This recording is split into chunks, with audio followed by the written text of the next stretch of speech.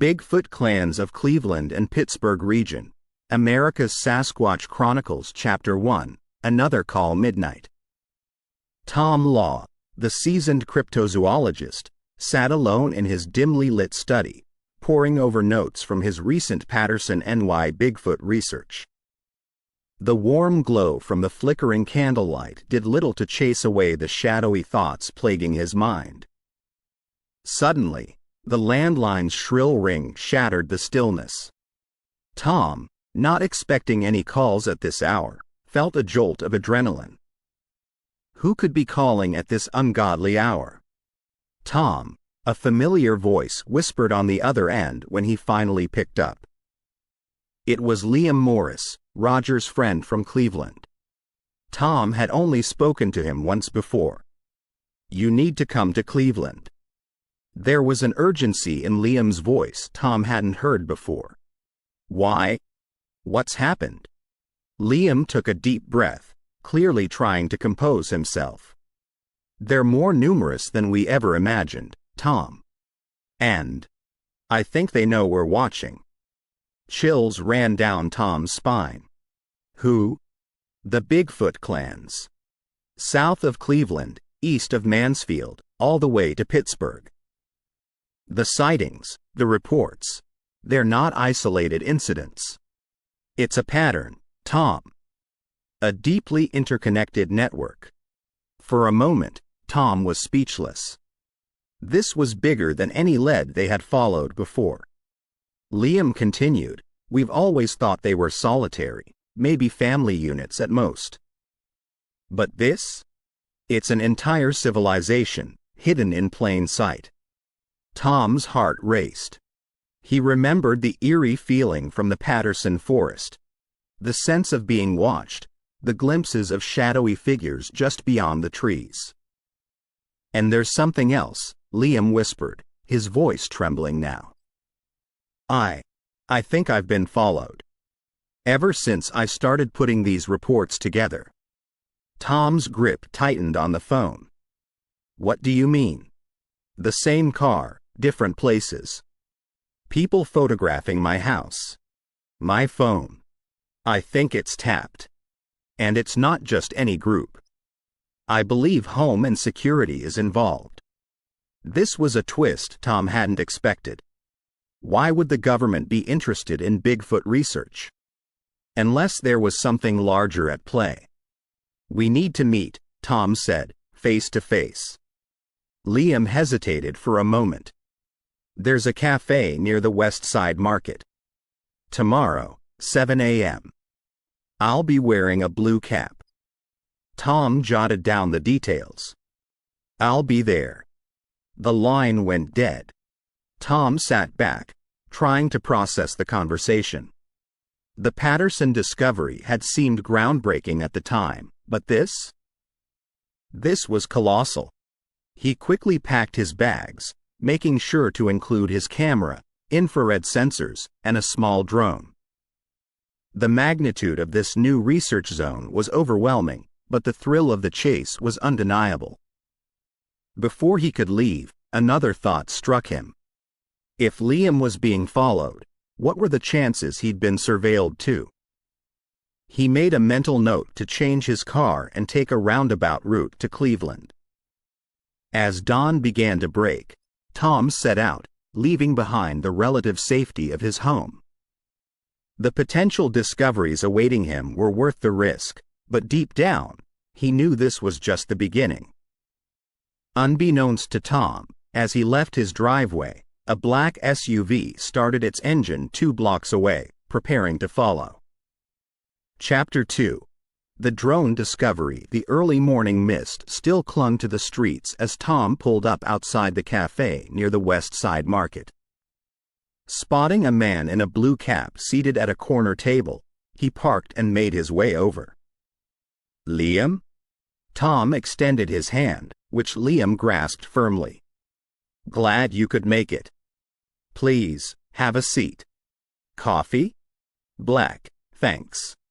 Tom took the chair opposite Liam and surveyed the surroundings. "You sure this place is safe?" Liam leaned in, lowering his voice. For now, yes. But we can't be too careful. Especially after what I'm about to show you.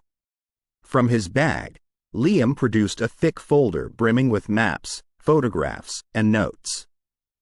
He spread them out, pointing to a series of markings across the Cleveland-Pittsburgh region. These, he began, are the reported Sasquatch sightings over the past 2 years. Look at the pattern. Tom leaned in, scrutinizing the data. Clusters. All nestled along the sheer rock faces, just like in Patterson. Exactly, Liam nodded. But there's more. The reports suggest not just single Sasquatches but entire families. Maybe even communities. Tom sat back, absorbing the magnitude of the information. We need to investigate this. On site and up close. I was hoping you'd say that, Liam smiled, pulling out a sleek, compact drone from his bag. Meet the Falcon X7. Latest infrared tech, 4K resolution, and nearly silent in operation. Tom whistled in appreciation. Impressive. I've got a similar model. But we need to be discreet. If what you say about being followed is true. Liam nodded. We'll operate from my friend's farm, south of Cleveland. Remote, surrounded by woods, perfect vantage point. By late afternoon, the duo had set up at the farm. They decided to deploy the drones from an old barn, ensuring they remained unseen by any prying eyes. Launching the Falcon X7, they piloted it towards the first cluster on their map. The drone screen displayed the dense forestry, and as they approached the rock face, an astonishing sight met their eyes. Nestled within a natural alcove were structures made of branches and leaves, reminiscent of crude huts. But what was truly breathtaking was the family of Sasquatches. Tall, imposing figures, covered in hair, going about their day. Younger ones played while adults gathered food. They seem organized. Almost human in their behavior, Tom whispered, incredulous. Before Liam could respond, something even more unexpected occurred. One of the Sasquatches, presumably the leader, looked directly up at the drone, its deep-set eyes unblinking. It let out a long, low whistle, and suddenly, all activity ceased. Every Sasquatch looked up, seemingly aware of the drone's presence. What the? Tom was baffled. It's like they were expecting us. They quickly piloted the drone to another cluster, miles away. And yet, the same reaction. Alerted Sasquatches, looking directly at their airborne visitor. They're communicating, Liam murmured. Somehow, across miles, instantaneously. Returning the drone, the duo pondered their findings. It's like Patterson all over again, Tom sighed. But on a much larger scale. These aren't isolated clans. They're a network. Liam nodded, running a hand through his hair. The question is, how are they communicating? And more importantly, what do they want? Just then, the barn's old radio crackled to life, its green light blinking erratically. But there was no station tuned, only static. What's with the radio?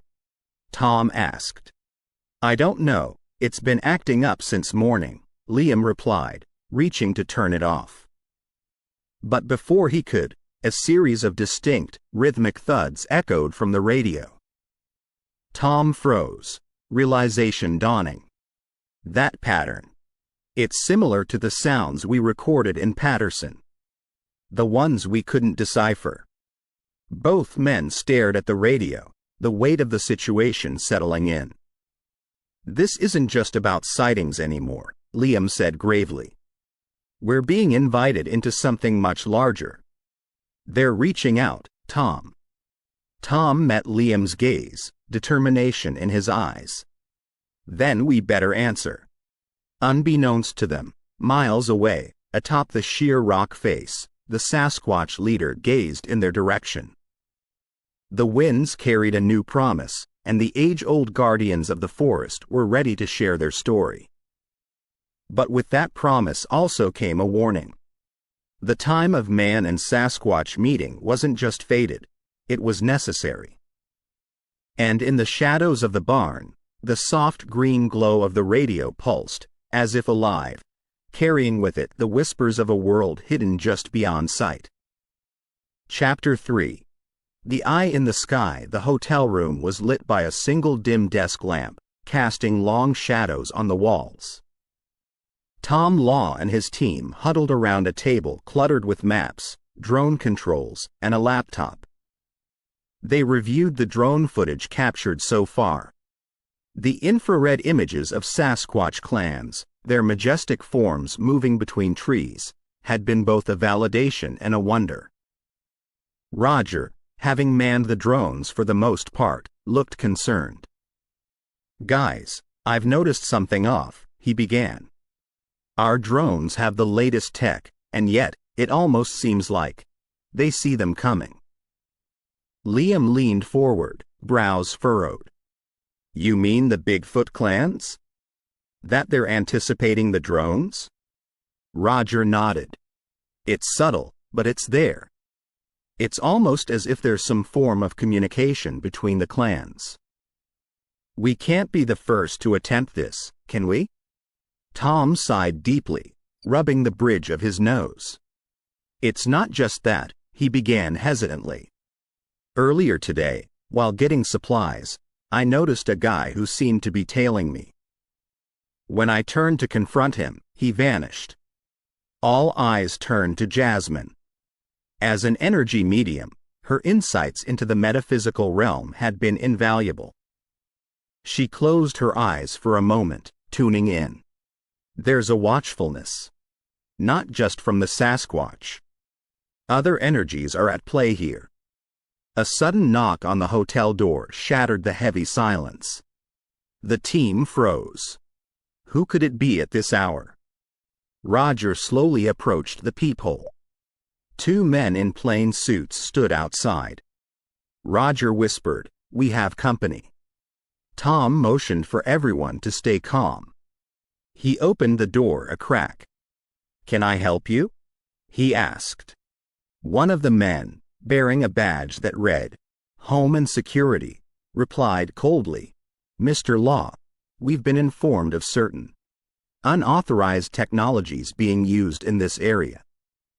Specifically, high-powered infrared sensors on drones. Would you happen to know anything about this?" Tom felt a chill run down his spine. They had to play this smart. "We're here for wildlife research," he responded, trying to sound casual. "Just standard equipment. Nothing unauthorized."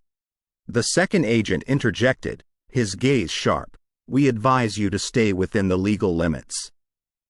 Infringements will not be tolerated."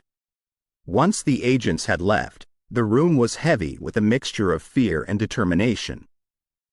Liam broke the silence. "Our drones. They're a beacon for whoever is looking for such tech. We need to find a safer way to operate them." Jasmine offered, "There are places, energy vortexes, where electronic surveillance becomes unreliable. We could use them as our launch and return points."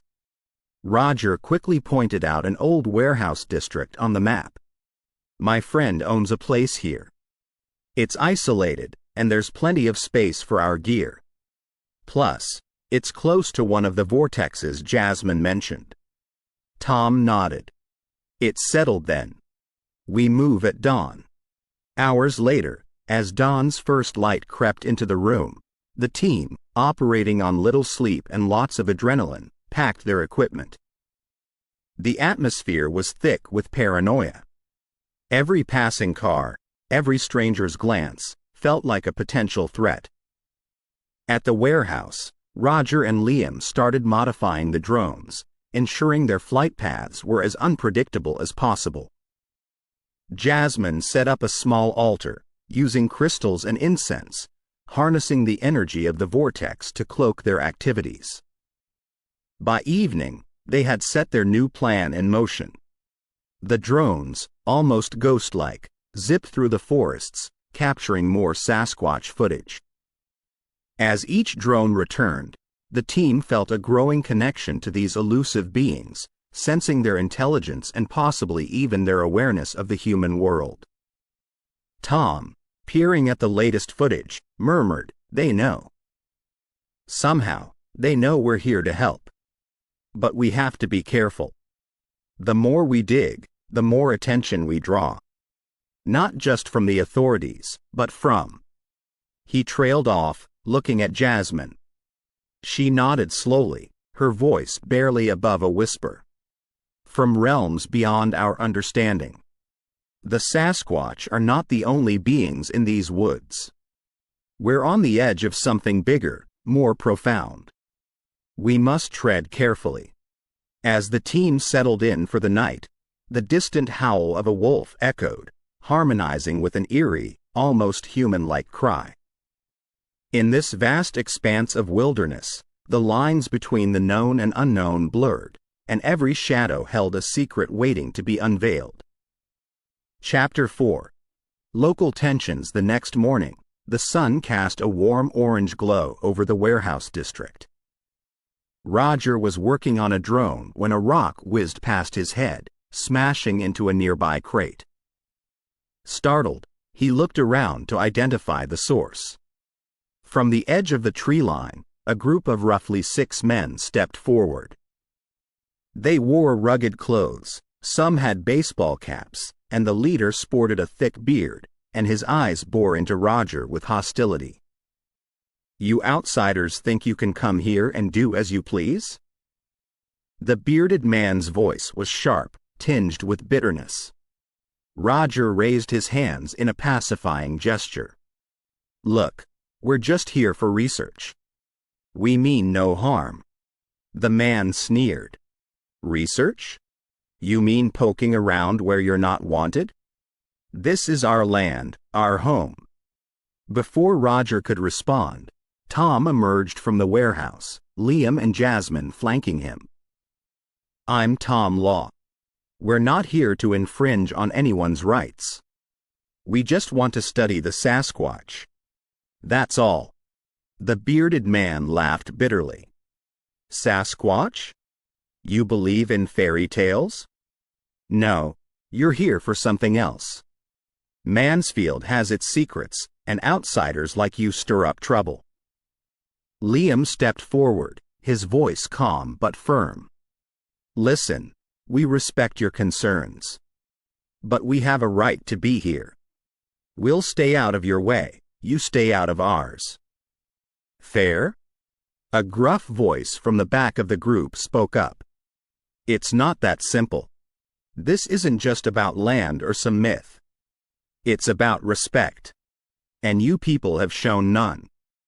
Jasmine, sensitive to the energies around, sensed the layers of history, resentment, and protectionism from the group. "I can feel the strong bond you have with this land. But please believe us, our intentions are pure."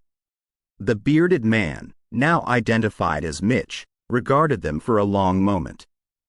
"Fine. But one wrong move, and you'll regret ever coming to Mansfield." With a final glare, Mitch and his group retreated into the forest, leaving behind a thick tension.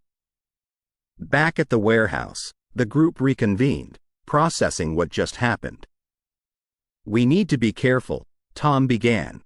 "Not only do we have home and security on our tail, but now locals too."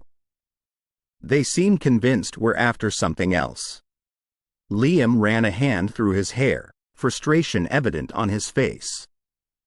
"It's like they're guarding something. Why the hostility towards outsiders? What are they hiding?" Jasmine looked thoughtful. Mitch mentioned, "Mansfield has its secrets." It wasn't just a general statement. He was referring to something specific. As the days progressed, their activities were continually sabotaged.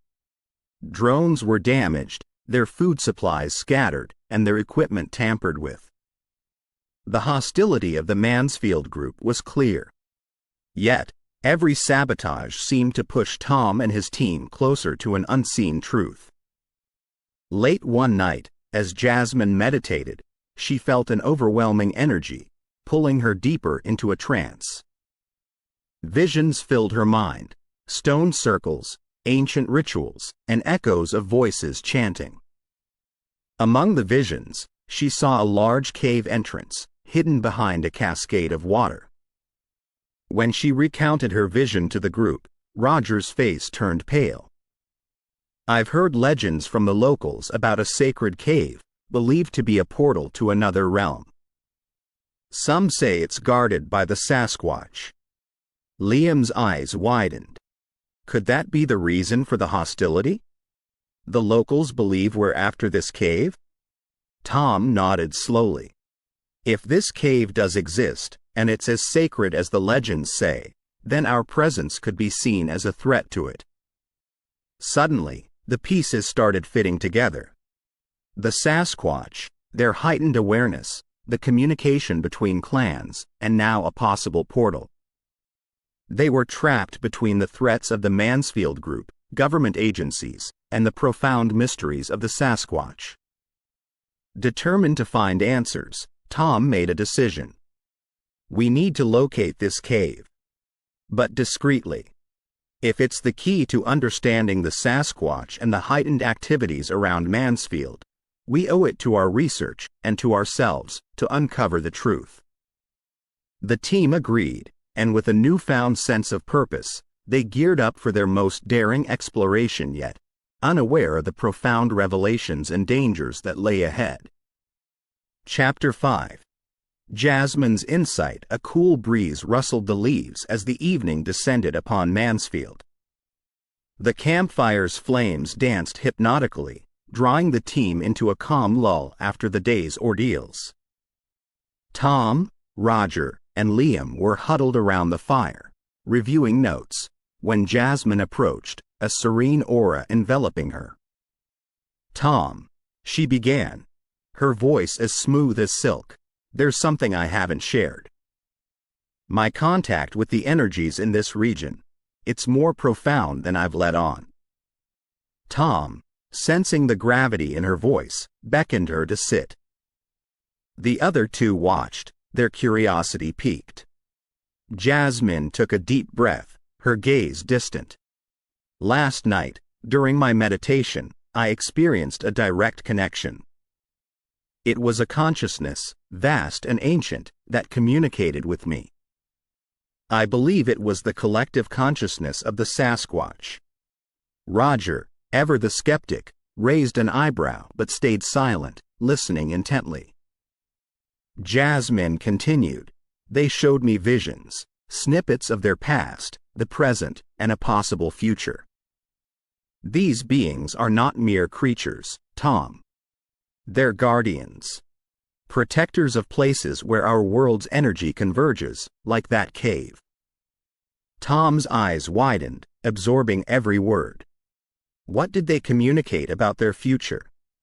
Jasmine's face clouded with emotion. They're at a crossroads. The rapid changes in our world, the encroachment of their lands, and our technologies are endangering their existence. They're reaching out because they want to be understood, not hunted or dismissed as legends. Our research, Tom, has consequences far beyond what we imagined. Liam, usually the cheerful one, felt a weight settle upon his chest. "We started this as an adventure, a chase after a myth. But this... ... He paused, searching for words. "This is beyond anything we anticipated." Roger, shaking off his skepticism, mused aloud, "If Jasmine is right, and these Sasquatch are indeed guardians of energy points, then our drones, especially with their infrared sensors, might be causing more harm than good." Tom rubbed his temples, the weight of responsibility pressing down on him. "We can't pull out now, not with everything we've discovered. But we need to be cautious, respectful. We need to understand and communicate, not intrude. Jasmine nodded. The Sasquatch have been on this planet far longer than we can fathom. Their connection to nature, the energies, is something we might never fully grasp. But they're reaching out, Tom. And we must respond with sensitivity. The night deepened, and the team sat in contemplative silence. The fire, which had blazed brightly at the start, was now just embers, mirroring the simmering realizations in each of their hearts. Liam broke the silence. We should reach out to local tribes, indigenous communities. They might have insights, perhaps even ways to communicate with the Sasquatch. Tom nodded. That's a start. But we also need to understand what we're dealing with. Jasmine, can you attempt to deepen this connection? Maybe establish a clearer line of communication? She hesitated for a moment, then nodded. I'll try. But remember, this isn't a one-way street. They're observing us as much as we are them. Our intentions, our actions, everything matters. The night wore on, but sleep eluded most of the team. The playfulness of their initial pursuit was now replaced by a profound realization of the journey they had embarked upon. The mysteries of the Sasquatch were not just about sightings and proofs, but intertwined with the very essence of the planet and humanity's place in it. As dawn approached, Tom sat, penning down his thoughts, a resolve forming in his heart.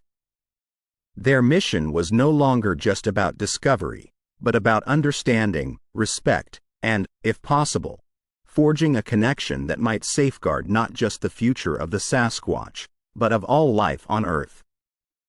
Chapter 6. Moral Dilemma. Liam and Roger sat on a rocky outcrop overlooking a dense forested valley. The serenity of the setting stood in sharp contrast to the turmoil in their minds. The sun dipped below the horizon, casting the woods in a mixture of deep purples and oranges. Liam sighed deeply, his gaze lost in the distance. You remember, Raj, when this was just a wild goose chase? An adventure to tick off our bucket list? Roger chuckled softly, the sound devoid of its usual mirth.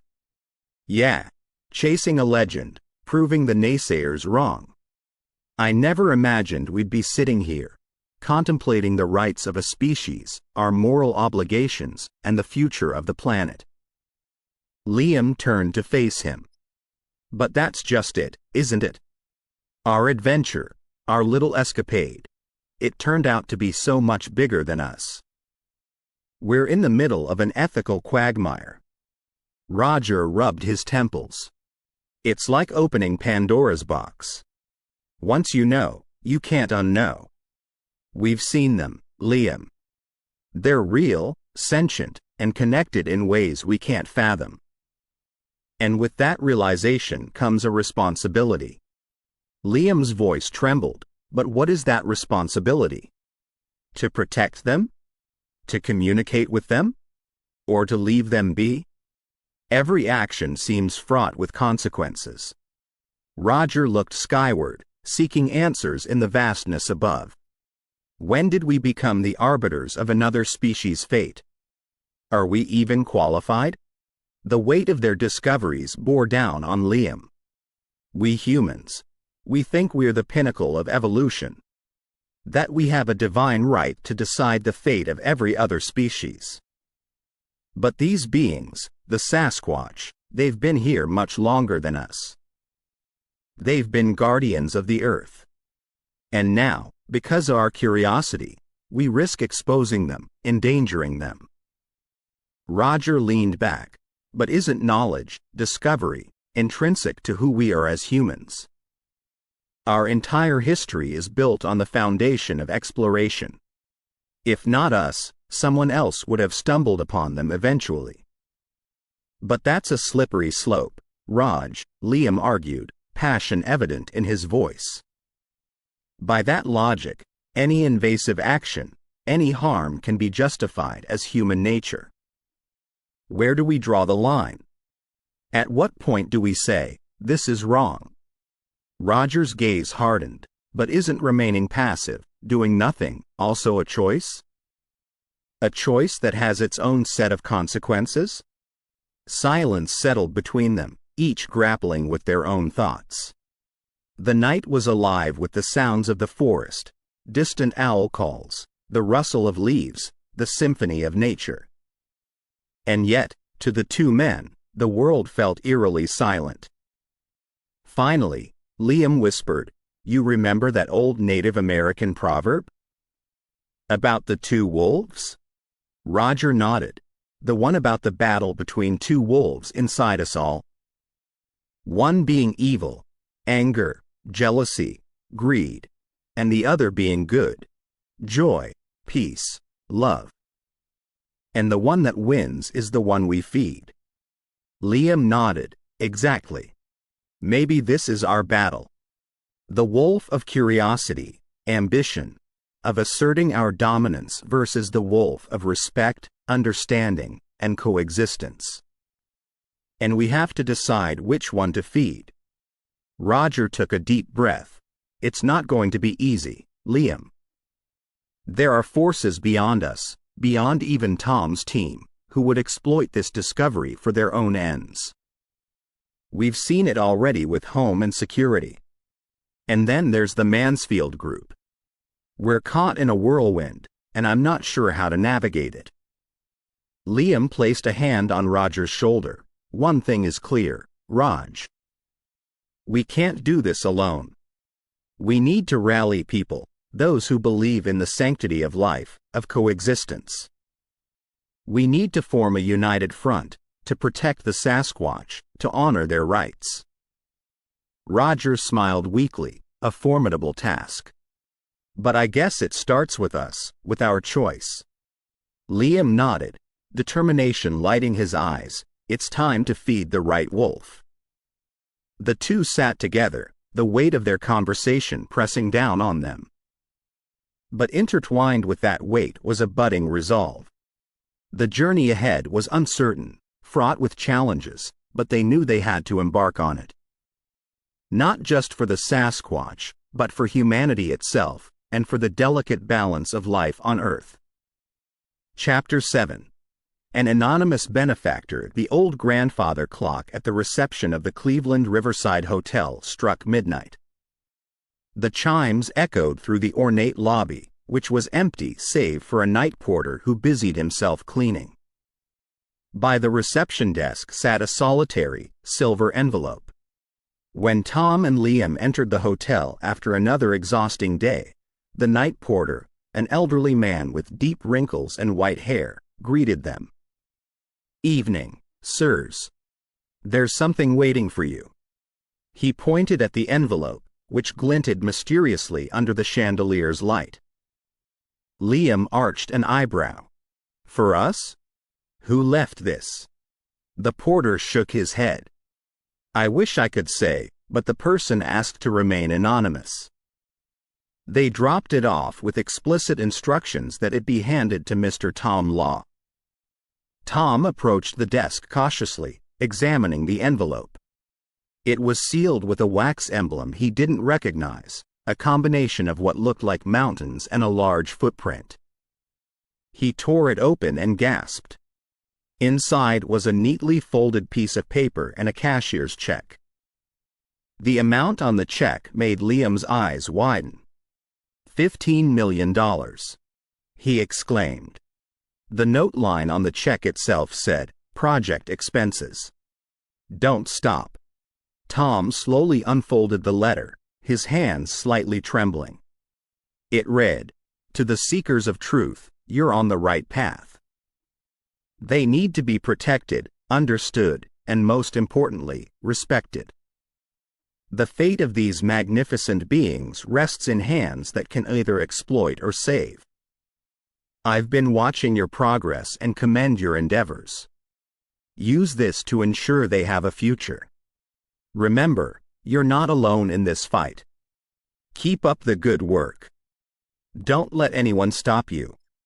They need to have a safe place.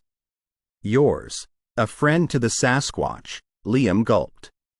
Who the hell is a friend to the Sasquatch? Tom looked deep in thought. Someone who has been observing us closely. Someone who has resources. And someone who believes in the same cause. But 15 million, Tom? Liam was struggling to get his head around the figure. It's not just support. It's a lifeline. With this, we can fund our research extensively, provide protection, maybe even buy lands to ensure their habitats remain untouched. The team gathered in Tom's hotel suite. Roger, looking pale, kept glancing at the check. Jasmine, ever intuitive, seemed lost in her thoughts, while others debated fiercely. There's no paper trail, Jasmine said slowly. I tried reaching out, sensing an aura or a vibe from the note and the check. But it's meticulously neutral, as if the benefactor knew and ensured no energy was left behind. Roger voiced what many were thinking. Can we trust this? It's a generous amount, but what strings are attached? Tom looked at the envelope again. We have to decide not just based on the amount but on our principles. This could be a game changer for the Sasquatch. Or it could lead us into a trap. Liam spoke up. We need to be careful, yes. But if this is genuine, which I have a gut feeling it is, then it's not just about the money. It's a message. A beacon of hope. It means we aren't alone in our fight. One of the team members, Clara, a young tech whiz who had been responsible for the drone operations, said, this could be from anyone, an eccentric billionaire, maybe someone who has had their own Sasquatch encounter, or even from a conglomerate of people who believe in the cause. But the question remains, how far can this take us? Roger sighed. It's not about how far, but how wisely we tread from now on. We need to ensure that every penny goes into protecting and understanding the Sasquatch. Tom nodded, determination in his eyes. This isn't just a donation, it's a trust placed upon us. We owe it to our anonymous benefactor and to the Sasquatch to see this through. Jasmine looked at each face around the room. This feels like a turning point, not just in our research but in our lives. With this support, we can achieve so much more. But we must always remember the core of our mission. Liam smiled. To protect, understand, and coexist. The group raised their glasses in a toast. To the future of the Sasquatch and to our anonymous guardian angel. The night wore on as the team strategized, fueled by the newfound hope and resources. With every discussion, their resolve solidified. They were no longer a group of enthusiasts chasing a legend. They were guardians of a truth, protectors of the Sasquatch, and they had a monumental task ahead. Chapter 8. Clan Communication. The sun was just beginning to rise, casting a pale orange hue across the dense Cleveland forest. Birds twittered, welcoming the new day. But amidst this serene backdrop, Tom, Liam, Roger, and the rest of the team were setting up an intricate array of devices and equipment. Their mission for the day was daunting: to establish direct communication with the Sasquatch. Liam, with a printed map in hand, pointed to a cluster of symbols. Based on our drone feeds, we've observed significant activity in this region. If we're to attempt communication, this is our best shot. Jasmine, ever sensitive to energies, closed her eyes for a moment. They're close, she whispered. And they're curious. The team had spent days theorizing the best method of approach.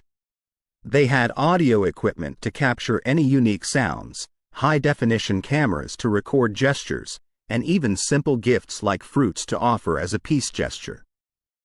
Tom took a deep breath. Remember, everyone, no sudden movements. We're in their territory. Respect is paramount. The morning wore on without much activity. The devices remained silent, and the forest seemed just like any other. However, as afternoon approached, Roger, who was manning the audio equipment, perked up. "I'm getting something," he said, adjusting the frequency. The team huddled around, listening intently. A series of deep, rhythmic hums and whistles echoed through the speakers. Jasmine's eyes widened. "It's a call. A form of communication. They're talking." Liam quickly noted the patterns. "These sounds are unlike any animal calls we know. There's a deliberate pattern. Almost like a language." As the team observed, the sounds evolved. There were clicks, whistles, hums, and even deep drumming sounds. Clara, with her laptop, began analyzing the patterns and frequencies. "There's an intricate structure here," she said, excitement evident in her voice. "It's not random. It's a coded form of communication." Suddenly, a series of rocks landed near their setup. The team startled but remained still. In the distance, shadowy figures observed them, their silhouettes massive and imposing. Tom, remembering a technique used in the Patterson NY expedition, started to mirror the sounds. He hummed, clicked, and drummed on a hollow log. The Sasquatch, after a few moments of hesitation, responded. The exchange went on for minutes, each party echoing the other. It was an eerie dance of sounds, a dialogue between species. Jasmine then approached, holding a basket of fruits.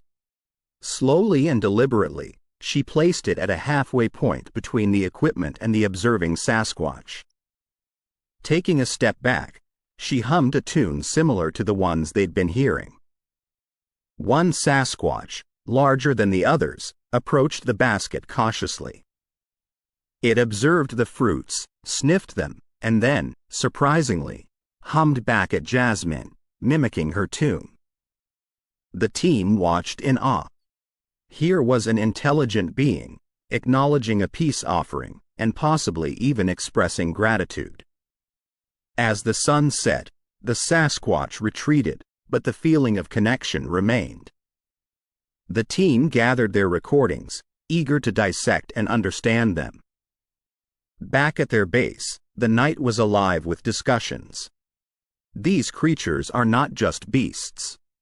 They have a culture, a language, rituals, Liam exclaimed. Roger, with headphones on, played back a specific recording. "Listen to this." This pattern was repeated multiple times, and each time it was echoed from different parts of the forest. The recording played a sequence of clicks and whistles, which Roger believed was a calling sign. Jasmine shared a revelation. "While I was out there, I felt not just their presence but also a sense of a wider network. It's as if they're connected, not just within this region, but far beyond." Clara, cross-referencing the sounds with global databases, found eerie similarities. There have been recordings, from forests in China, Russia, Canada, all with similar patterns. She hesitated. "It's as if there's a global Bigfoot network." The room grew silent at the weight of the revelation. Tom finally spoke. "We've always assumed they were isolated populations. But this changes everything." Roger nodded. "If they have a global network, it means they've been communicating, traveling, perhaps even migrating across vast distances. It means they're far more organized and connected than we ever imagined." The night ended with more questions than answers. But one thing was clear. The Sasquatch were not just elusive creatures of lore. They were intelligent beings with a rich tapestry of communication, culture, and possibly even alliances spanning the globe. The team's mission had expanded from mere observation to understanding a complex, hidden society that had existed right under humanity's nose. Chapter 9. Hidden allies Tom and his team had managed to glean a deeper understanding of the Sasquatch, but their activities hadn't gone unnoticed. With home and security closing in, the challenge of carrying out their research discreetly had grown exponentially. In a dimly lit room at their makeshift base, Tom, Liam, Roger, and Jasmine sat huddled around a table. The weight of the situation was evident on their faces. "We need to stay under the radar," Tom began, the lines of stress evident on his face. "Our equipment, especially the drones, are drawing too much attention." Liam, with a knowing glint in his eye, smiled, "Leave that to me." Without another word, he left the room. A few hours later, Liam returned, followed by 3 individuals. The first was a tall woman with sharp, intelligent eyes, named Sonia. The second, a young man with unruly hair and an array of tattoos, introduced himself as Dex. Lastly, a slightly older man with a beard and calm demeanor was named Martin. "Meet our hidden allies," Liam announced with pride. Sonia stepped forward, extending her hand. "We've heard a lot about your work, and we're here to help." Dex, seemingly more interested in his tablet than the introductions, mumbled, "Heard you guys needed some tech upgrades." Martin, with a warm smile, added, "And perhaps some strategy to elude our watchful friends at home and security." Jasmine, sensing the energies of the newcomers, nodded in approval. "They're trustworthy." Sonia began by showcasing a fleet of new drones. "These aren't your everyday off-the-shelf drones. Custom-built, enhanced camouflage capabilities, minimal sound output, and equipped with state-of-the-art infrared sensors." Dex, finally showing interest, elaborated, "I've developed a software that syncs with these drones. It not only maximizes battery life but also has an evasive mode. If any other tech, say from our watchful government friends, tries to intercept or follow, these drones can automatically avoid and even lead them on a wild goose chase." Martin, leaning over the table, unfurled a map. "While the tech is impressive, strategy is key. We need to set up multiple points of observation, always on the move, never predictable." Tom, impressed and slightly overwhelmed, nodded. "I never imagined we'd get such reinforcements." The next few days were a whirlwind of activity. The team split into smaller groups, each led by one of the newcomers, setting up temporary bases across the region. The drones, now upgraded, soared silently, capturing invaluable data while leaving no trace behind. Roger, paired with Sonia, marveled at the drone's capabilities. "It's like a ghost. Even I can barely hear it, and I know it's there." Sonia smiled. "Stealth and efficiency, that's the aim." On the other side, Jasmine and Martin worked on understanding the migration patterns of the Sasquatch, hypothesizing potential communication hubs. Their global network, as you mentioned, implies specific meeting points. "Places of significance," Martin mused. Meanwhile, Tom and Dex focused on data analysis. With every drone flight, gigabytes of information streamed in. Dex's software, using machine learning, began to discern patterns, not just in Sasquatch movement, but also in the attempted interceptions by home and security. One evening, as the sun set, casting a golden hue over the forest, the team gathered to share their findings. Sonia began.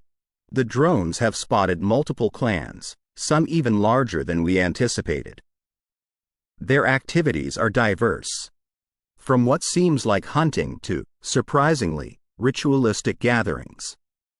Dex, showcasing a 3D map on his tablet, pointed out, "There are attempts to intercept our drones, but they're always 2 steps behind. It's like a game of cat and mouse, and we're winning." Martin added, we've identified potential Sasquatch meeting points. With respect and caution, I propose we observe one such gathering." Tom, absorbing the information, finally spoke. "The progress is astounding. But we must remember, we're treading on thin ice. Our purpose is to understand and protect these beings, not to intrude or harm. Every step we take from here on out must be with the utmost respect for their privacy and space." The group nodded in agreement. With newfound allies, enhanced tech, and a reinforced purpose, the quest to unravel the mysteries of the Sasquatch continued with renewed vigor. Little did they know that their efforts were about to lead them to discoveries beyond their wildest imaginations. Chapter 10. The Mansfield confrontation. The soft hum of drones faded in the distance as Tom's team meticulously collected data on the Sasquatch clans. The outskirts of Mansfield, having revealed multiple pockets of Sasquatch activity, had become their primary zone of investigation. However, as the drones ventured deeper, a chilling sensation began to sweep over the team. They weren't alone. Sonia's drone, hovering near a clearing, transmitted an unexpected feed. A group of 20 or so individuals stood waiting, their faces a mix of anger and determination. It was clear they weren't there for a casual forest gathering. The Mansfield Countergroup, as they were referred to by locals, was a collection of individuals dedicated to safeguarding their region from outsider interference. They had taken notice of Tom's team, and now, it seemed, they were ready to take action. Tom and the core team members, including Liam, Roger, and Jasmine, decided to approach the clearing, hoping to defuse the situation through dialogue. Leaving their tech behind, they walked into the forest's heart, guided only by the coordinates from the drone feed. As they entered the clearing, the atmosphere grew tense. The countergroup's leader, a burly man named Harrison, stepped forward, his voice deep and assertive. "You've overstepped your boundaries. This is our land, our history, and we don't take kindly to trespassers." Tom, ever the diplomat, responded, "We respect your attachment to this land. Our intentions are purely research-driven, to understand and protect the Sasquatch." Harrison snorted, "Protect? You think flying those noisy gadgets around is protecting them? You're scaring them off, driving them away from their homes." Jasmine, sensing the profound emotions at play, softly interjected, "There's pain here, deep pain. Some of you have had personal experiences with the Sasquatch, haven't you?" A murmur swept through the countergroup. A young woman, tears in her eyes, stepped forward. "I have. When I was a child, I got lost in these woods. I was scared and alone. But one of them, a Sasquatch, found me. It didn't harm me. Instead, it kept me safe, leading me back to the edge of the forest where my parents were searching for me. They're not monsters, they're guardians." Roger, moved by her story, shared his own experience from Patterson. "I've seen them too, up close. They exude an aura of understanding, of coexistence. We're here to ensure that their existence is acknowledged and preserved." The confrontation, initially heated, began to simmer down as more individuals from the countergroup shared their experiences. It became evident that their aggressive stance was rooted not in hostility but in a deep-seated need to protect something they held sacred. Harrison, his demeanor softening, finally spoke. "We've lived alongside them for generations. They're part of our folklore, our legends. We just want to make sure they aren't harmed or driven away." Tom nodded. "We share that sentiment. Perhaps we can find a way to collaborate, use our combined knowledge to ensure their safety." A moment of understanding passed between the two groups. Their goals weren't disparate, they were two sides of the same coin. While the road ahead was uncertain, a tentative alliance had been forged. As the teams began discussing strategies and shared knowledge, Jasmine approached the young woman who had shared her story. "What's your name?" she asked. "Clara," the woman replied. Jasmine smiled. "I sense you have a deep connection with these beings, Clara. Your experience wasn't by chance. I believe you can help bridge the gap between our worlds." Clara, her eyes reflecting a mixture of fear and excitement, nodded. "I've always felt it, deep down. Maybe it's time to explore that connection further." The forest, once a place of confrontation, had become a ground of unity. The journey to understand the Sasquatch was no longer just about research. It was about reconciling with the past and forging a harmonious path for the future. Chapter 11. Understanding the zone. The campsite bustled with a renewed sense of purpose. As the sun's first light painted the sky with hues of pink and orange, the combined strength of Tom's team and members from the Mansfield countergroup started their day. A series of tents and workstations had been set up, equipped with maps, trail cameras, and other surveillance equipment. The goal? To understand the research zone in its entirety. Liam spread out a topographic map of the area on a makeshift table. "This zone," he began, "stretches from south of Cleveland to west of Pittsburgh. It's vast and varied, encompassing dense forests, rivers, cliffs, and caves." Sonia, using her drone feed as reference, pointed out areas of frequent Sasquatch activity. "There are clear routes and patterns," she noted. "They have favorite spots for foraging, resting, and possibly even communicating with one another." Roger added, "It's like they have established territories, yet there's no sign of territorial disputes among different clans. Instead, they seem to live harmoniously, almost respecting each other's spaces."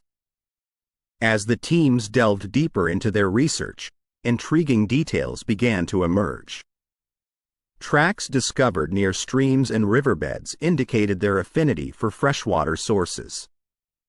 Various species of berries and wild vegetables were found partially eaten, giving clues about their diet. Tom, always curious, raised a fascinating question. Considering the sightings over generations and the folklore associated with them, how long do these creatures live? Is their longevity beyond human understanding? Jasmine, her sensitivity to energy making her attuned to these beings, pondered, "There's an agelessness to them. Their energy is ancient, yet it pulses with life. It's as if they are in sync with nature, drawing vitality from the earth itself." Clara, having established a deep connection with the Sasquatch after her childhood encounter, often wandered alone, hoping for another meeting. On one such evening, as dusk settled and the campfire's glow illuminated her path, she felt a presence. Turning slowly, she saw a silhouette standing at the edge of the forest, watching her. It was neither threatening nor aggressive, it was merely observing. Their gazes locked for what felt like eternity, and then, as silently as it had appeared, the Sasquatch retreated into the forest's depth. When Clara recounted her experience, the camp was abuzz with excitement. It was a close encounter, a near miss, and it had profound implications. The Sasquatch, it seemed, were just as curious about them as they were about the Sasquatch. Harrison, reflecting on his ancestors' tales, shared, "Stories speak of their wisdom.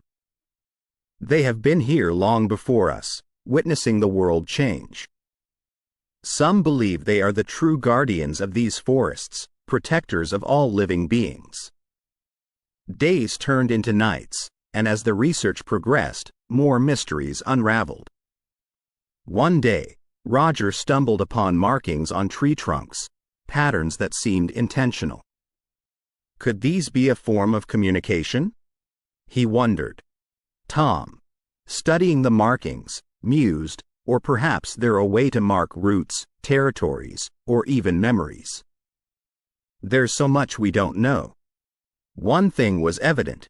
The Sasquatch were not just creatures of legends. They were highly intelligent beings with habits, rituals, and a profound connection to their environment. The research zone was not just a piece of land. It was a testament to coexistence, survival, and harmony. As the days wore on, the team's respect for these elusive beings grew. The Sasquatch's intelligence, their unique way of life, and their deep bond with the land was a constant source of awe. And while many questions remained unanswered, one thing was clear. This journey of understanding had only just begun. Chapter 12. Deciphering the medium. The forest's ambient sounds played a gentle, consistent backdrop as the team sat in a circle around the campfire. Jasmine, having grown more central to the team's efforts since her initial introduction, took center stage.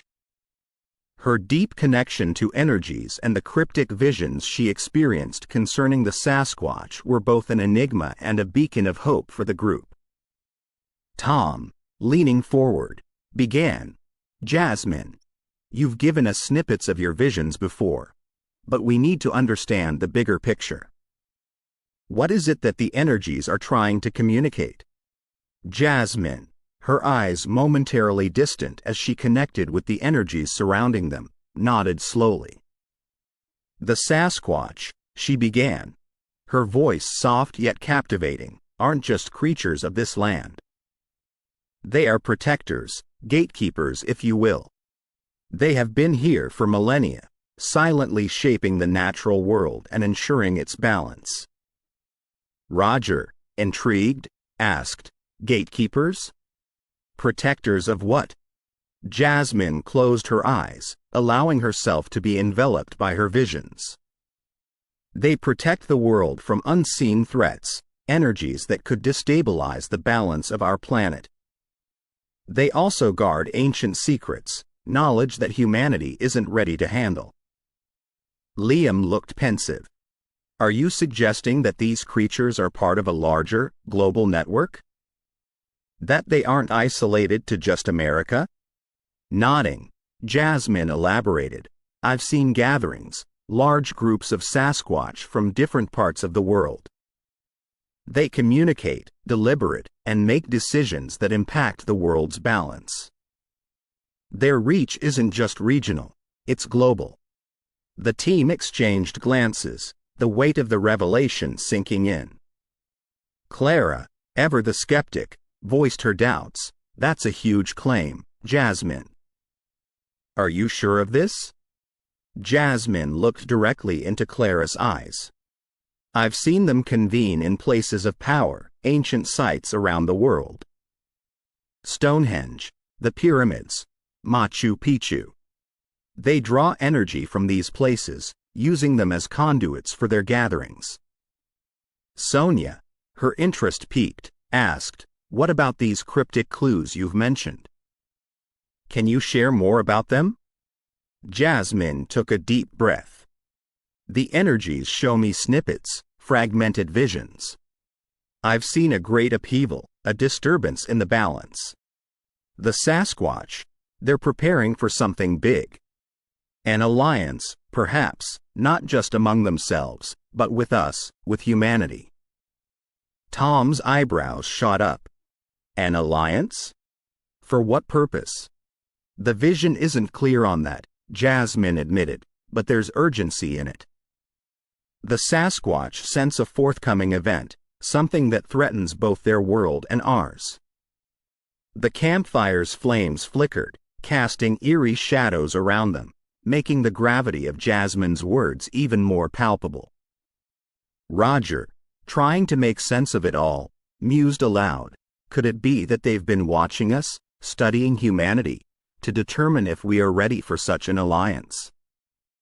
Maybe they're deciding whether we can handle the truths they guard. Harrison chimed in. "My ancestors always spoke of the day when man and Sasquatch would stand side by side." They believed it was destiny. Liam, ever the pragmatic one, raised a pertinent question. But how do we prepare for this? How do we show them that we're ready, that we can be trusted with the knowledge and responsibility? Tom, determination evident in his eyes, responded, "We continue our research, our quest for understanding. We approach them with respect and show them that we seek harmony, not exploitation." As the night deepened, the group discussed strategies, pooling in their knowledge, and brainstorming ways to approach the forthcoming alliance. The path ahead was uncertain, fraught with challenges, but the promise of a united future with the Sasquatch provided a glimmer of hope. Jasmine, her voice tinged with optimism, concluded, "The energies tell me that while the road ahead is tough, the end result will be beautiful. Humanity and Sasquatch, two worlds converging into one." And with that hopeful note, the team settled in, preparing for another day of discoveries, each member silently pondering the monumental future that might await them. Chapter 13. The message. The early morning fog rolled in, enveloping the woods in a soft, eerie embrace. The team's campsite, which once buzzed with activity, was now silent, save for the soft chirping of the birds. Everyone had been eagerly anticipating this day. It was the day they would attempt the most ambitious communication effort with the Sasquatch yet. Sonia had worked relentlessly on a device, an amalgamation of the team's tech resources and Jasmine's spiritual insights. Dubbed the Communicator, it was designed to translate the team's verbal messages into a series of tones and rhythmic beats, replicating the unique sounds they'd observed from the Sasquatch.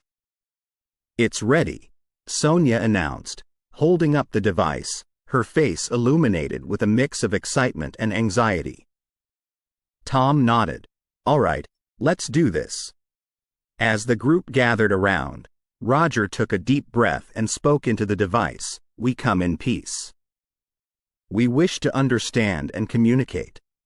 Sonia adjusted a few dials, and the device emitted a series of deep resonating tones, echoing hauntingly through the forest. The group waited with bated breath. Minutes felt like hours until, from deep within the woods, a response echoed back, a series of distinct tones and beats, similar but more complex. Harrison's eyes widened. "They're responding. They understand." The group continued their attempts, and to their astonishment, the Sasquatch responded each time. The communication was rudimentary, a series of tones exchanged, but it was a start. Then, just as the team was celebrating their minor success, something incredible happened. From the woods emerged a Sasquatch, standing tall and majestic, its deep eyes observing the team. Liam whispered, "Don't make any sudden moves. Let it approach." As it neared, Jasmine stepped forward, her aura calm and welcoming. The creature, seemingly understanding her peaceful intentions, began to emit a series of intricate vocalizations. Jasmine, eyes closed, responded with her own series of hums and tones. It was as if she was channeling the energies around them, facilitating a deeper communication. After a prolonged exchange, Jasmine opened her eyes, tears streaming down her face. They've shared so much. Their history, their struggles, their hopes. Tom, captivated, asked, "What did they say?" Jasmine took a moment to compose herself. "They've been here far longer than we have. This land is sacred to them. They've watched humanity grow and evolve, often with sadness, as we've destroyed the very planet that sustains us." She continued, "They have families, clans, and stories passed down through generations. They've seen their kin captured, tortured, or killed by those who sought to expose or exploit them." Sonia, holding the device, asked, "Were we able to record any of that?" Jasmine nodded. "Yes, but it's more than just words. It's emotions, memories, energy. It's going to take time to decode and understand fully. Harrison, looking intently at the Sasquatch, asked, "Did they mention any threats? Anything we should be concerned about?" Jasmine's face grew serious. "Yes. They sense a great imbalance. Not just in the land, but in the energies of the world. They believe a cataclysmic event is on the horizon, one that threatens all of existence." The weight of her words sank in. The stakes had risen exponentially. This wasn't just about understanding a mysterious creature anymore. It was about the very survival of the planet. Roger, determined, said, "Then we have our mission cut out. We need to understand this threat and work together with the Sasquatch to prevent it." The Sasquatch, seemingly understanding their determination, let out a low, harmonious hum, which was echoed by others from deep within the woods. It was a symphony of voices, resonating with hope. As the day drew to a close, the team, with their newfound knowledge and purpose, began preparations. The Sasquatch had entrusted them with their stories and fears. Now, it was up to them to ensure that this alliance bore fruit, that together, they could avert the impending doom that loomed over them. Chapter 14. Evading shadows. The forest was awash in muted twilight, with shadows stretching like long fingers over the team's campsite. A palpable tension hung in the air. Home and security had intensified their efforts, and Tom's team had become their primary target. Liam's informants had warned of the increased scrutiny. Vehicles with tinted windows were often seen trailing team members when they ventured into town. Distant drones, not of their own, buzzed high above the tree line. The team's nightly meetings now took place under the cover of darkness, their faces illuminated only by the soft glow of handheld lanterns. Tonight's discussion centered on relocating the Sasquatch to protect them from potential capture. "It's too risky to keep them in their known habitats," Harrison said, his voice grave. "We need to move them somewhere safe, even if temporarily." Sonia, always the voice of reason, added, "But we can't move them without their consent. We need to communicate our intentions and get their approval." As plans were being drawn up, Roger received an encrypted message on his phone.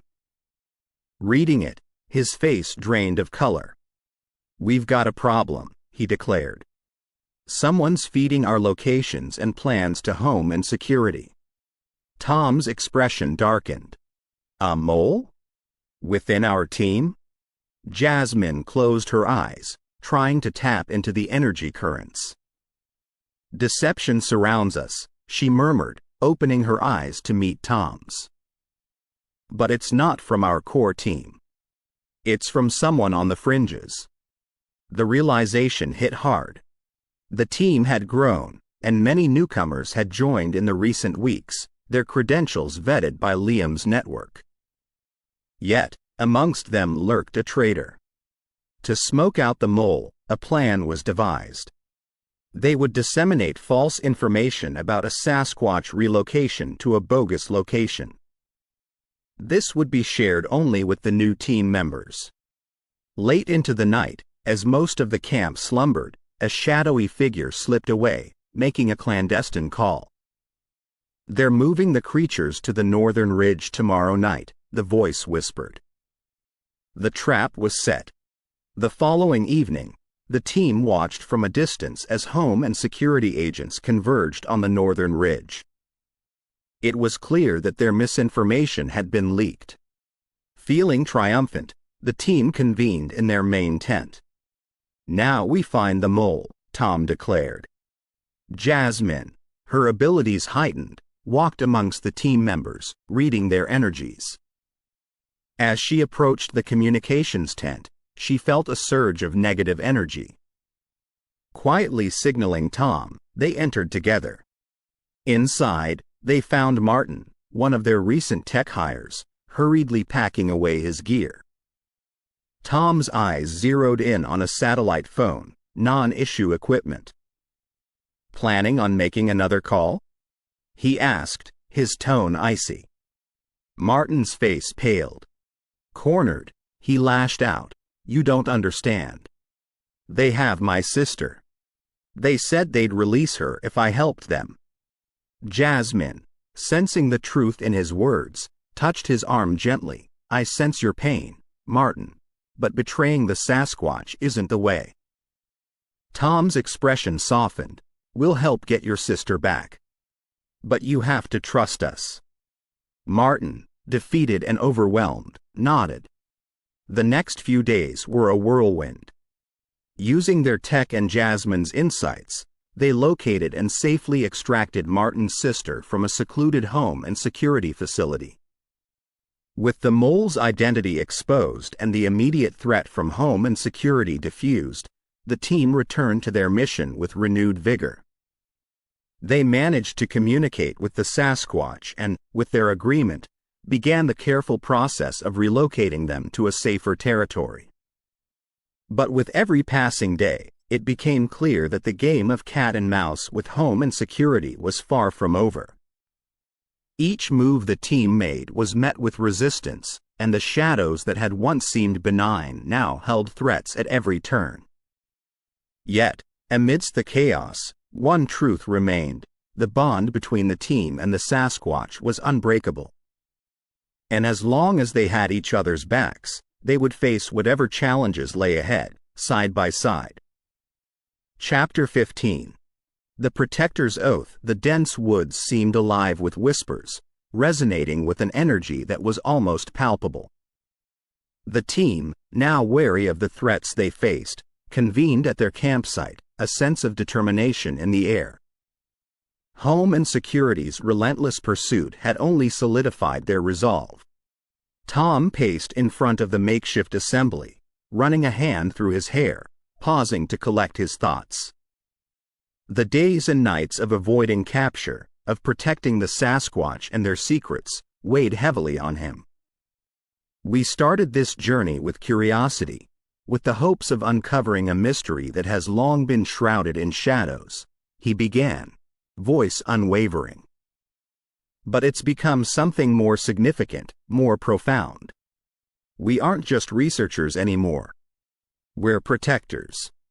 Liam nodded in agreement, stepping up beside Tom. "The Sasquatch aren't just subjects of our study, they are our friends. We owe them safety and a future free from threats." The firelight cast dancing shadows on the surrounding trees, reflecting in the eyes of every team member. Roger, usually the skeptic, added, "We're in this till the end, whatever it takes." Jasmine, sensing the shift in the group's collective energy, felt the weight of their mission pressing on her own spirit. "We are bound to the Sasquatch, and to each other, by destiny. It's time to solidify that bond." She stepped forward, drawing from her bag a coil of thin, silvery thread. "This," she said, "is a thread spun by the shamans of the old world. It symbolizes unity, purpose, and protection. Let's form a pact, an unbreakable vow." Each team member stepped forward, allowing Jasmine to tie the thread around their wrist. As she did, they recited the Protector's Oath. "Bound by destiny, by choice we stand, to protect the Sasquatch and their land. Against all threats, we unite as one, until our mission is finally done." The words of the oath echoed in the silence of the night, binding them all in unity and purpose. The following dawn was met with anticipation. Through their enhanced communication methods, they had organized a final gathering with multiple Sasquatch clans in a secluded clearing. This would be their chance to share the knowledge they'd gained, ensuring the Sasquatch's continued safety. As the team approached the gathering point, they were met with a sight that took their breath away.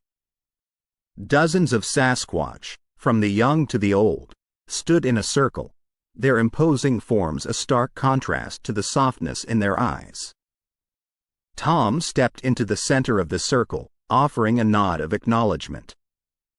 The eldest Sasquatch, recognizable by the silver streaks in its fur, stepped forward, extending a massive hand. The next hours were a blend of emotions.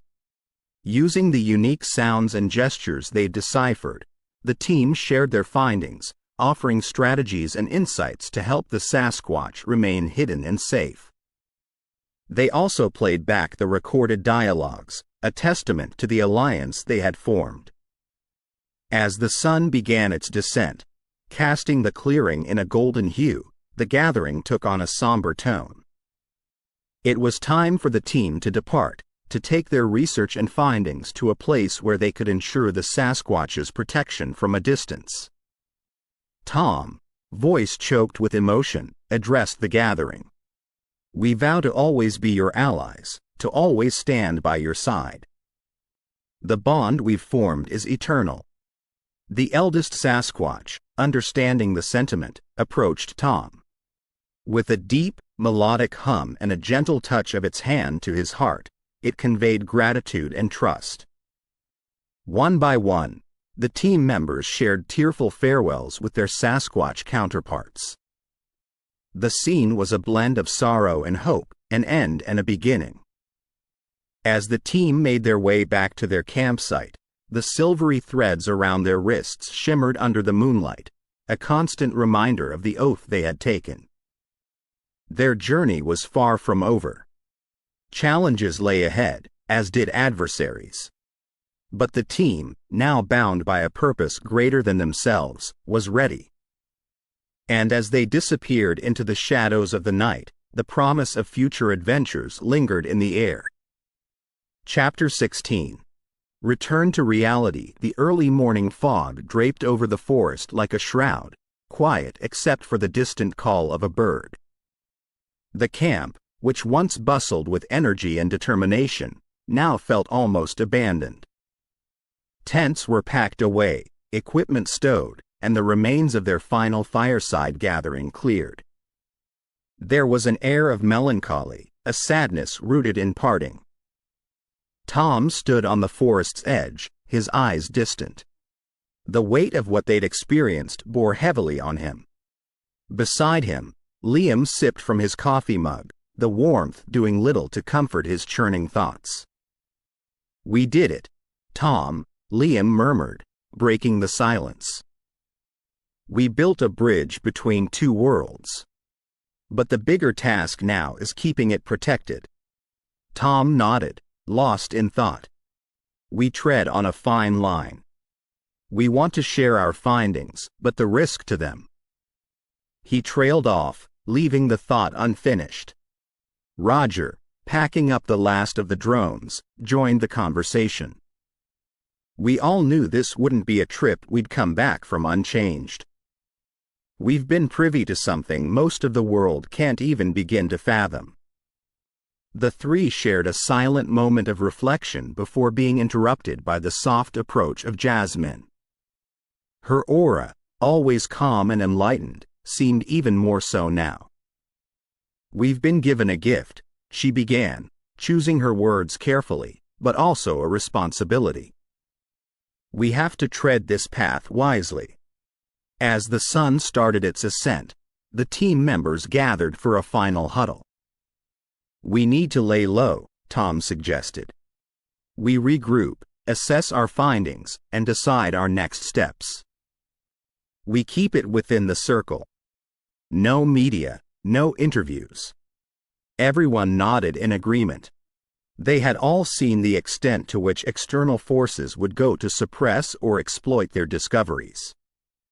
The threat from home and security was real, and the Mansfield countergroup's agenda was still unknown. They were in a vulnerable position.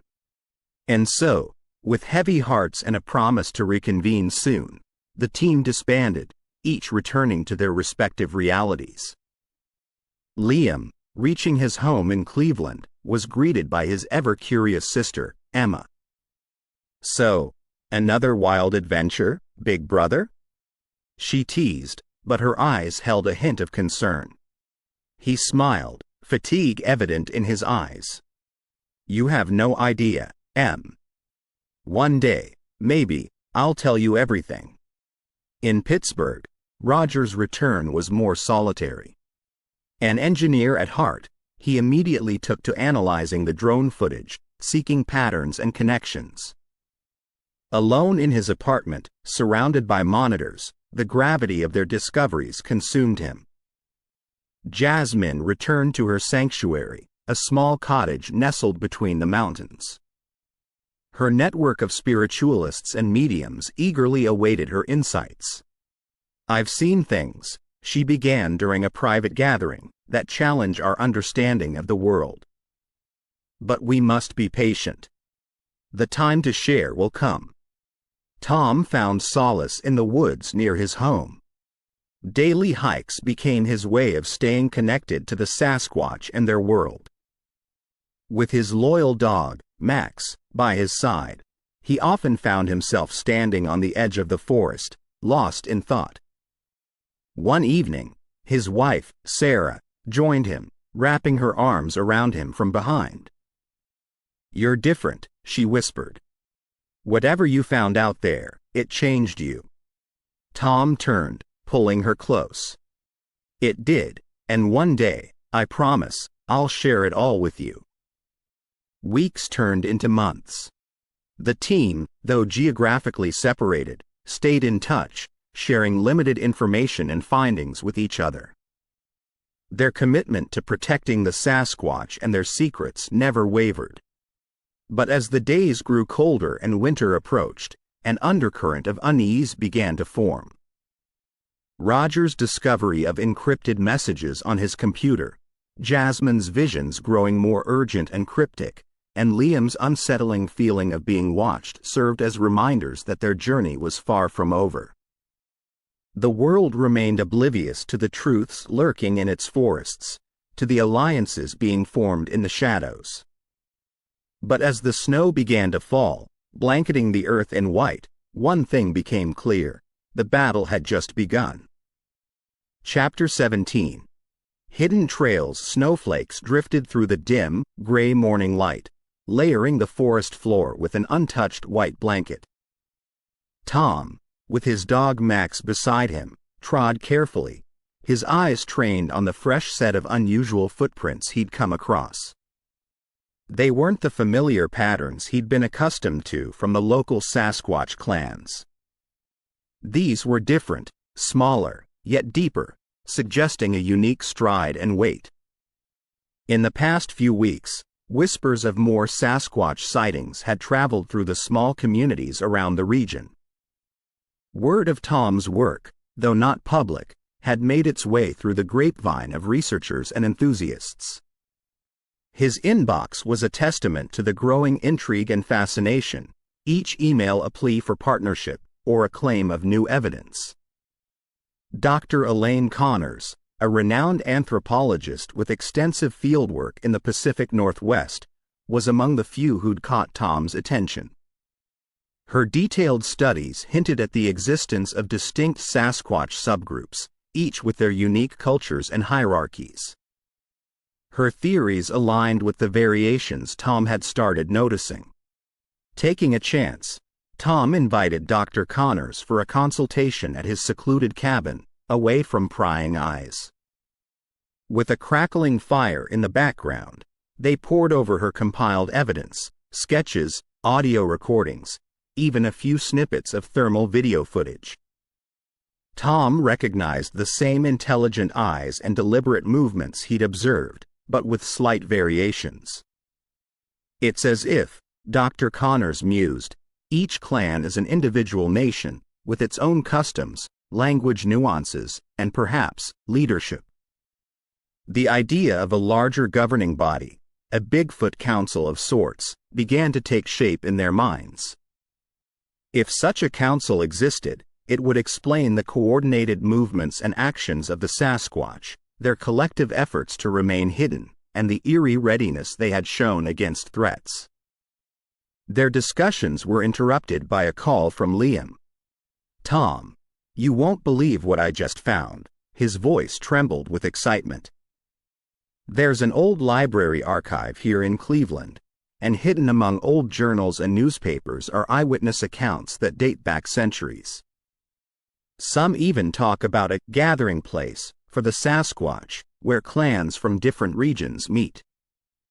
The concept was tantalizing. A council, a gathering place, and now a possibility of a central location. The pieces of the puzzle were falling into place. Jasmine, ever in tune with the energies of the universe, began having dreams of a grand valley, surrounded by mountains, with a massive stone circle at its center. Sasquatch of all sizes and variations congregated, their vocalizations forming a hauntingly beautiful symphony. These dreams, she believed, were not mere figments of her imagination but premonitions. Encouraged by their individual findings, the team decided to convene.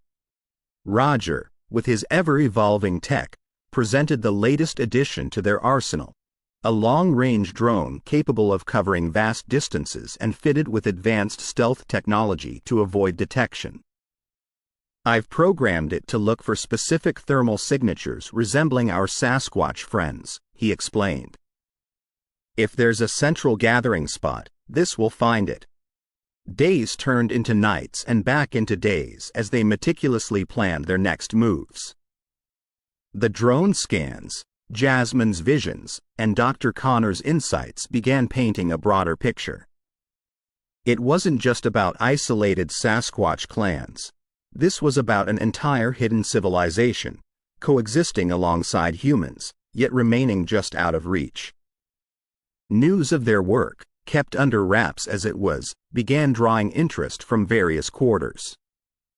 Some were genuine researchers, while others had more nefarious intentions.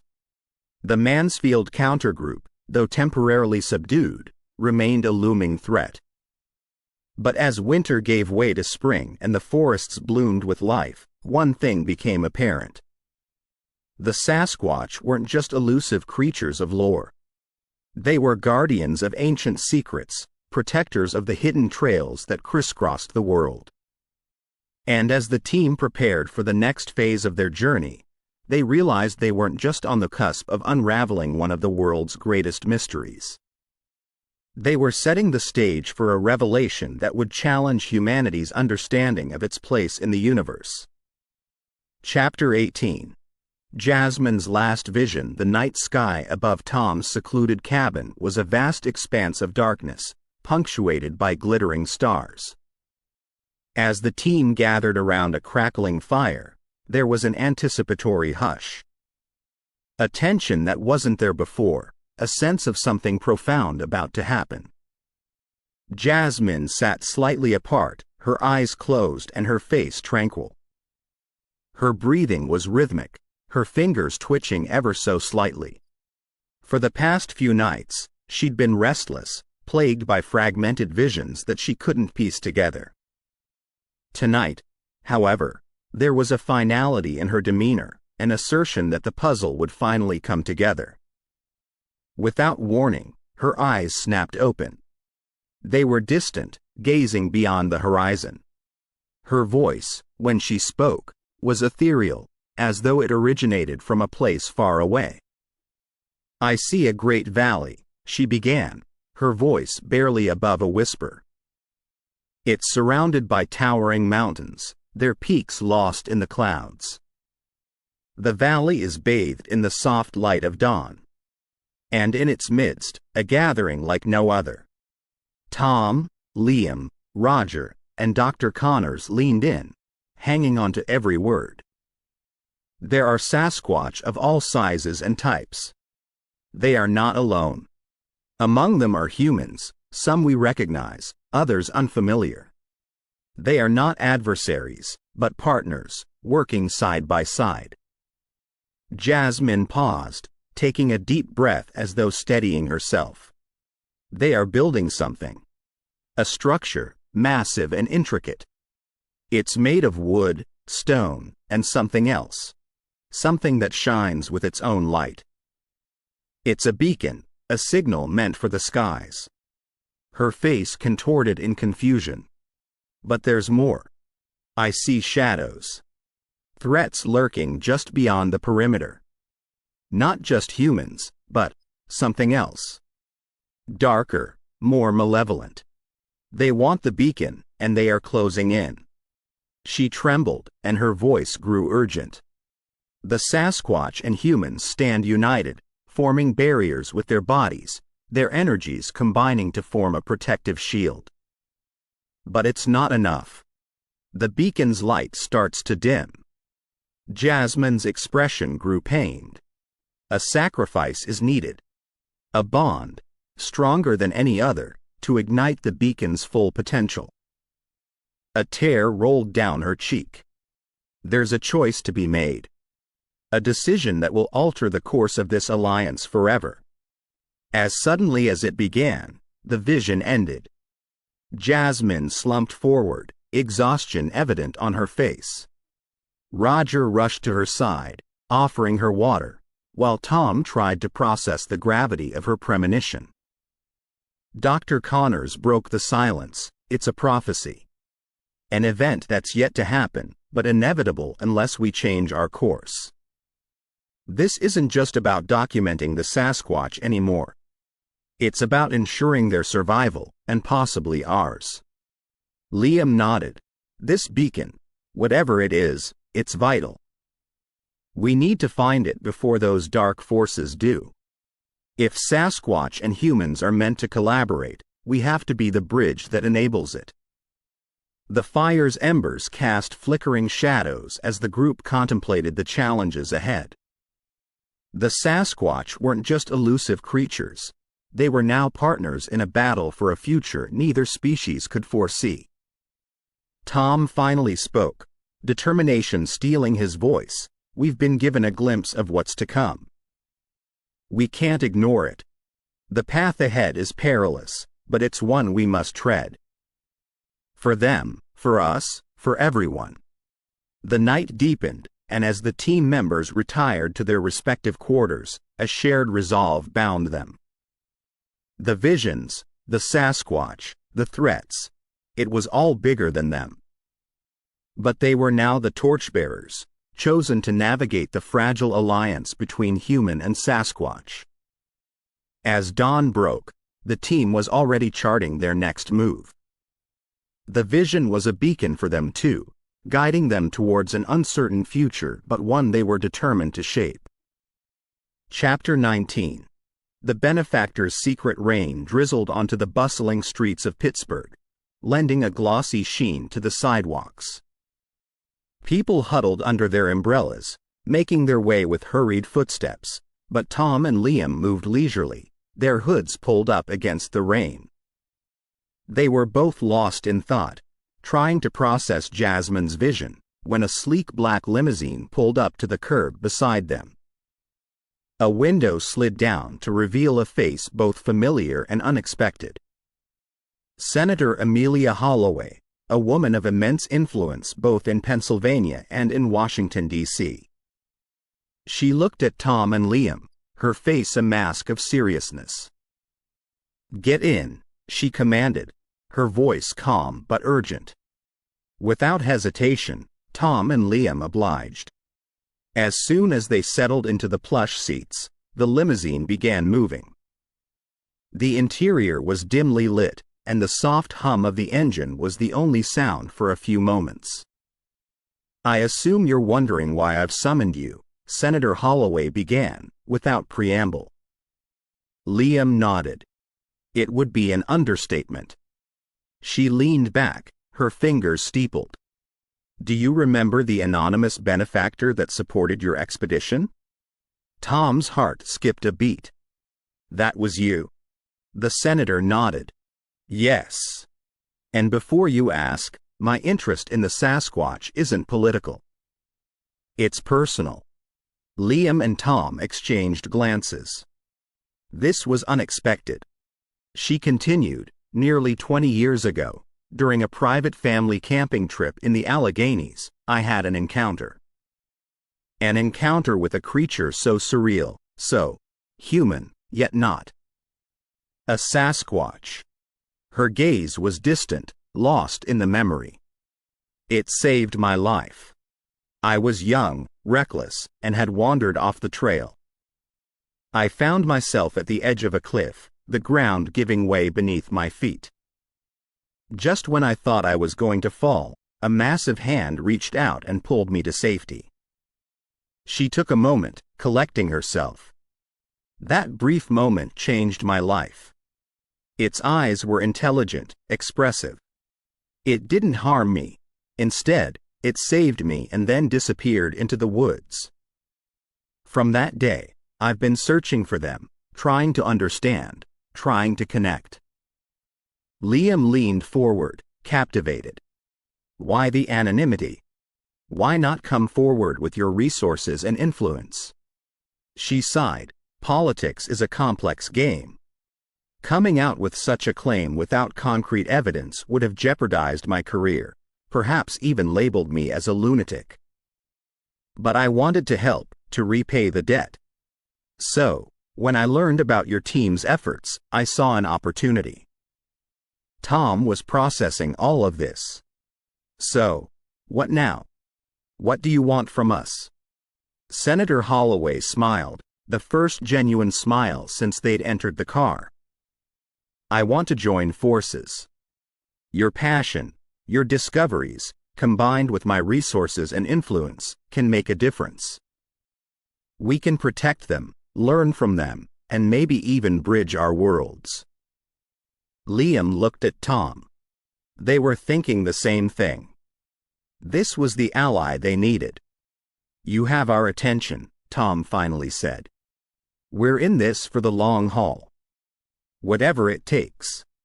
Senator Holloway nodded, satisfied. Good. We're on the brink of a new era. The Sasquatch aren't just legends, they're a part of our world. It's time humanity recognized that. The limousine came to a stop, and Senator Holloway handed Tom a business card. My personal line.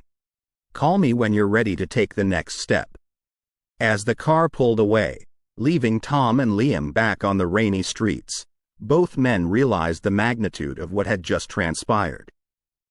The journey ahead was colossal, but with allies like Senator Holloway, they felt invincible.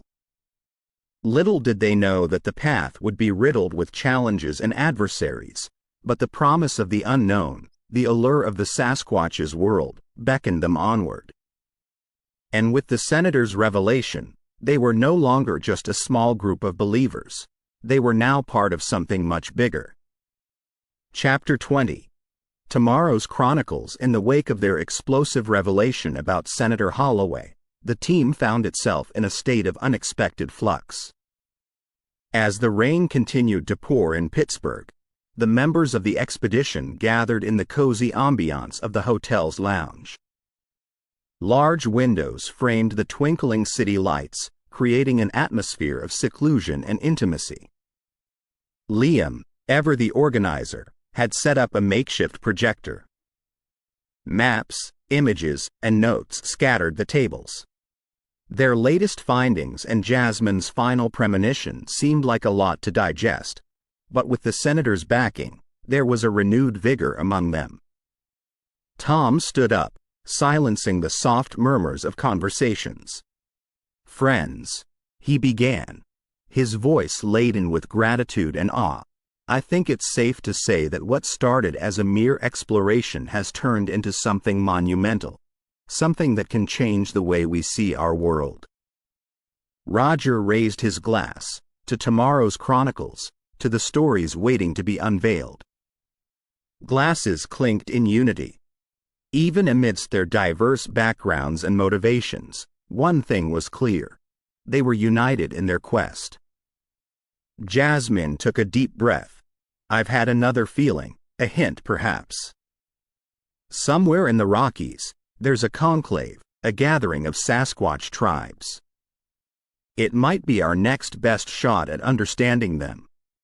Liam spread out a map of the Rockies, his finger tracing potential routes. If we're going to do this, we need to be better prepared.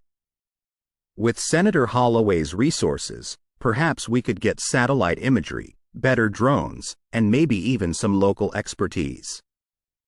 Rachel, their tech expert, nodded. I've been working on a new prototype, a drone capable of mimicking Sasquatch calls. If Jasmine's right and there's a gathering, this could be our way in. Tom looked at the assembled faces, each glowing with excitement and determination. The chronicles continue, but we need to remember our oath, our promise to protect them. We tread their land. We owe them our respect. Everyone nodded in agreement. There was also the challenge of the Mansfield countergroup and the increasing scrutiny of home and security. Being in the public eye, especially with the senator's backing, had its advantages, but it also meant they were under the spotlight. Stealth, tact, and discretion would be paramount. Sophia, with her background in anthropology, had been studying the Sasquatch gestures they'd recorded. Their language, it's complex. It's not just about sounds but also involves intricate body movements. I believe if we can decipher it, it might give us an edge, a way to communicate without alarming them. Hours passed as they strategized, each member contributing a piece to the intricate puzzle. The lounge that had been filled with the hum of conversation, the clinking of glasses, and the rustling of papers, slowly quieted down as dawn approached. With the first rays of the sun piercing the horizon, the team found themselves on the balcony, looking out at the vast expanse of the city and beyond. It was a silent moment, each lost in their thoughts, dreams, and hopes. Liam, breaking the silence, whispered, "You know, amidst all this, I sometimes forget the wonder of it all. The fact that we're on the brink of something so beautiful, so pure. We're writing history." Tom smiled, placing a hand on Liam's shoulder, "And history, my friend, has a lot in store for us." As the sun rose, casting a golden hue over everything, there was a unanimous feeling of anticipation. The next chapter of the Sasquatch Chronicles was about to begin, and they were at the helm of it. Their adventures had taken them through challenges, confrontations, and revelations. But as they stood there, with the horizon stretching infinitely, it was clear that this was just the beginning. The chronicles of America's Sasquatch were vast, waiting to be discovered, understood, and shared. With hope in their hearts and determination in their steps, the team was ready for whatever lay ahead. The promise of tomorrow beckoned, and they were ready to answer its call. If you have enjoyed our paranormal scary story about the America's Bigfoot Chronicles, please visit us at Paranormal Untold Stories. Come to listen to more of our scary stories collection. Paranormal Untold Stories encourages you to contact us if you have your own untold story that you would like our professionals team to put online as a scary story. Thank you. Please follow our YouTube channel, Paranormal Untold Stories, and encourage others to do the same. Paranormal Untold Stories.